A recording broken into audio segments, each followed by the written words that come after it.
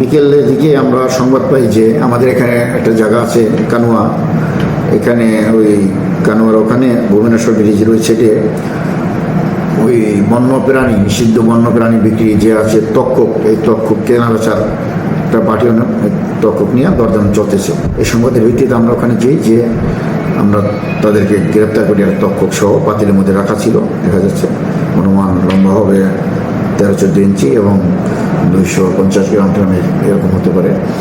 তো এই দেখার পরে আমাদের অফিসাররা তাদেরকে ধরে নিয়ে আসে। 5 জন এই সংক্রান্তি গ্রেপ্তার হয়, ঢাকা থেকে কিনতে আসছে তারা, এবং এখান থেকে তারা সংগ্রহ কেনাবেচা করছে। যারা এরা মূল হোতা আরও রয়েছে, এগুলো অ্যারেস্টের জন্য আমরা চেষ্টা অব্যাহত আছে। এই সংক্রান্তে আমাদের থানায় নিয়মিত মামলা রুজু হয়েছে। আমরা তাদেরকে বিজ্ঞ আদালতে এখন প্রেরণ করব, এবং এই বন্যপ্রাণী তক্ষকটি যাতে সুস্থভাবে এবং সুন্দরভাবে আমরা অবমুক্ত করতে পারি, এই জন্য বন বিভাগ, খুলনা বিভাগে বরাবরে আমরা আবেদন দিয়েছি, বিজ্ঞ আদালতেও আবেদন প্রেরণ করছি। আমাদের আরও অভিযান অব্যাহত আছে। ধন্যবাদ।